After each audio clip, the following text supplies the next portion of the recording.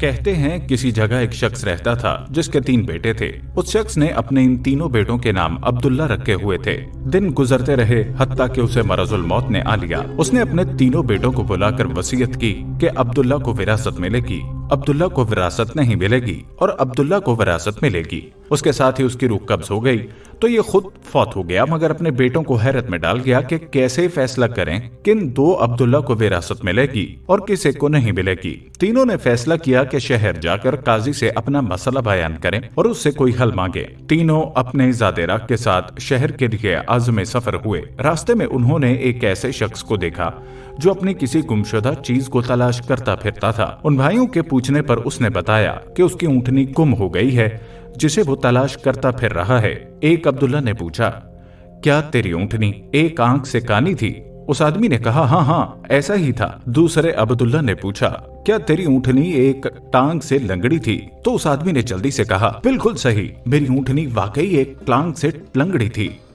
تیسرے عبداللہ نے اونٹنی کے مالک سے پوچھا، کیا تیری اونٹنی کی دم کٹی ہوئی تھی؟ تو اس نے خوشی سے کہا، بالکل ٹھیک، میری اونٹنی کی دم بھی کٹی ہوئی تھی، بس اب جلدی سے بتا دو کہ میری اونٹنی کہاں ہے۔ تینوں عبداللہ نے مل کر جواب دیا، بخدا ہمیں آپ کی اونٹنی کے بارے میں کوئی علم نہیں، ہم نے اسے ہرگز نہیں دیکھا۔ اونٹنی کا مالک ان کی یہ بات سن کر غصے سے پاگل ہو گیا۔ اس نے فیصلہ کیا کہ ان تینوں کو کھینچ کر قاضی کے پاس لے جائے گا۔ اسے پورا یقین تھا کہ اس کی اونٹنی کو یہ تینوں ذبح کر کے کھا چکے ہیں اور اب اپنے جرم کو چھپانے کے لیے جھوٹ بول رہے ہیں۔ اونٹنی والے نے جب تینوں کو اپنا ارادہ بتایا تو انہوں نے کہا، ہمیں کوئی اعتراض نہیں، کیونکہ ہم خود بھی قاضی کے پاس ہی جا رہے ہیں۔ جب یہ چاروں قاضی کے پاس پہنچے تو اونٹنی والے نے قاضی سے اپنا قصہ بیان کیا۔ قاضی نے ان تینوں سے کہا، جس طرح تم تینوں نے اونٹنی کی نشانیاں بتائی ہیں اس کا ایک ہی نتیجہ نکلتا ہے کہ اونٹنی تم تینوں کے پاس ہے۔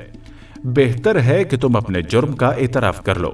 پہلے نے کہا، جناب عالی، ہم نے اونٹنی کو تو نہیں دیکھا، ہاں البتہ اونٹنی کے آثار ضرور دیکھے تھے۔ جب میں نے اسے کہا تھا کہ تیری اونٹنی ایک آنکھ سے کانی ہے تو میں نے دیکھا تھا کہ راستے کے ایک طرف کا گھاس تو خوب جرا ہوا ہے مگر دوسری طرف کا ویسے ہی موجود ہے۔ اس کا ایک ہی مطلب تھا کہ اس شخص کی اونٹنی ایک آنکھ سے کانی رہی ہوگی۔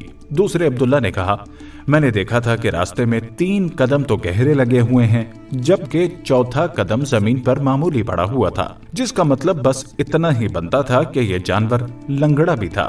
تیسرے عبداللہ نے کہا، اونٹ جب راہ چلتے ہوئے اپنا گوبر گراتے ہیں تو دم سے ادھر ادھر بکھیرتے ہیں، جبکہ ہم جس راہ سے آئے تھے وہاں پر گوبر ایک ہی لائن میں سیدھا گرا ہوا تھا، جس کا ایک مطلب ہو سکتا تھا کہ اونٹنی کی دم کٹی ہوئی ہے جو اپنا گوبر دائیں بائیں نہیں پھیلا پائی۔ قاضی نے بغیر کسی دیر کے اس آدمی کی طرف دیکھا اور کہا، تم جا سکتے ہو، تمہاری اونٹنی ان لوگوں کے پاس نہیں ہے اور نہ ہی انہوں نے اسے دیکھا ہے۔ اونٹنی والے شخص کے جانے کے بعد ان تینوں بھائیوں نے قاضی سے اپنا قصہ بیان کیا، جسے سن کر قاضی بہت حیران ہوا۔ ان تینوں نے کہا، تم آج کی رات مہمان خانے میں ٹھہرو، میں کل تمہیں سوچ کر کوئی حل بتاؤں گا۔ یہ تینوں مہمان خانے میں جا کر ٹھہرے تو انہوں نے محسوس کیا کہ ان کی نگرانی کی جا رہی ہے۔ کچھ دیر کے بعد ان کے لیے کھانا لایا گیا جو گوشت کے پکے ہوئے سالن اور روٹیوں پر مشتمل تھا۔ پہلے نے کھانے کو دیکھتے ہی کہا، یہ سالن کتے کے گوشت کا بنا ہوا ہے۔ دوسرے نے کہا، روٹیاں جس عورت نے پکائی ہیں وہ حمل کے ساتھ اور پورے دنوں سے ہے۔ تیسرے نے کہا، یہ قاضی حرام کی اولاد ہے۔ بات قاضی تک پہنچ گئی۔ اس نے تینوں کو دوسرے دن اپنی عدالت میں طلب کر لیا اور تینوں سے مخاطب ہو کر کہا، تم میں سے کس نے کہا تھا یہ کتے کا گوشت پکا ہوا ہے؟ پہلا بولا، میں نے کہا تھا۔ قاضی نے باورچی کو بلوا کر پوچھا تو اس نے اعتراف کیا کہ پکانے کے لیے کچھ نہیں تھا، تو اس کو شرارت سوجی اور اس نے کتا مار کر اس کا گوشت پکایا اور ان کو کھانے کے لیے بھجوا دیا۔ قاضی نے پہلے سے پوچھا، تمہیں کیسے پتا چلا یہ گوشت کتے کا ہے؟ تو اس نے بتایا، گائے، بکری یا اونٹ کے گوشت کے نیچے چربی لگی ہوتی ہے، جبکہ یہ سارا چربی نما گوشت تھا جس کے نیچے کہیں کہیں گوشت تھا۔ قاضی نے کہا، تم وہ عبداللہ ہو جس کو اپنے باپ کے مال سے وراثت ملے گی۔ قاضی نے دوبارہ ان سے مخاطب ہو کر پوچھا، کس نے کہا یہ روٹیاں ایسی عورت نے بنائی ہیں جو 9 ماہ کے حمل کے ساتھ اپنے پورے دنوں میں سے ہے؟ جواب میں دوسرے نے کہا، میں ہوں جس نے یہ کہا تھا۔